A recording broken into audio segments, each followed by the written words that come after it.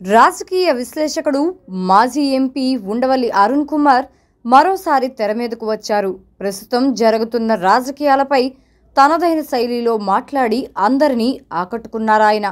తాజాగా ఓ యూట్యూబ్ ఛానల్కు ఇచ్చిన ఇంటర్వ్యూలో ఏపీ రాజకీయాల గురించి, వచ్చే ఎన్నికలు ఎలా ఉండబోతున్నాయనే దానిపై చక్కటి విశ్లేషణ చేశారు. వైఎస్ షర్మిల కాంగ్రెస్ పార్టీలో చేరడం ముఖ్యంగా ప్రస్తావించారు. ఏపీలో కాంగ్రెస్ పార్టీ చనిపోయిందని, వెంటిలేటర్ మీద ఉన్న వారిని ఎవరైనా కాపాడుతారు కానీ చనిపోయిన వారిని ఎవరొచ్చినా ఏం కాపాడతారంటూ షర్మిలను ఉద్దేశించి ఉండవల్లి కామెంట్ చేశారు. రాష్ట్ర విభజన చేసినప్పుడే కాంగ్రెస్ పార్టీ రాష్ట్రంలో భూస్థాపితం అయ్యిందని, దానికి ఇప్పుడు జీవం పోయాలని చూడడం అవివేకమని ఉండవల్లి చెప్పుకొచ్చారు.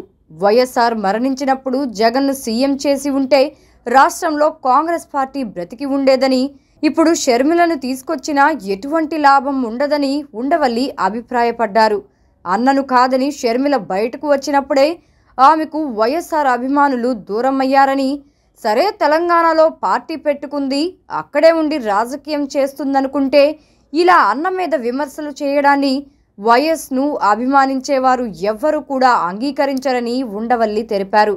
గతంలో కాంగ్రెస్ పార్టీ మీద షర్మిల చేసిన విమర్శలు తప్పుపట్టినట్టుగానే ఉందని, అసలు వైఎస్ఆర్ మీద ఎఫ్ఐఆర్ నమోదు చేసిందే కాంగ్రెస్ పార్టీ కదా అంటూ గతాన్ని ఆయన గుర్తు చేశారు.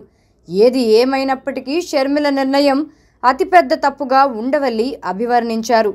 వైఎస్ఆర్ కూతురుగా ఆమె కాంగ్రెస్ పార్టీలో చేరడాన్ని ఎవ్వరూ కూడా సహించరని, చరిత్ర ఇది క్షమించదని ఆయన తెలిపారు. కొడుకు కూతురుల మధ్య తల్లి విజయమ్మ ఎంతో క్షోభపడుతున్నారని, జగన్ షర్మిల మధ్య విజయమ్మ నలిగిపోతుందని ఉండవల్లి చెప్పారు.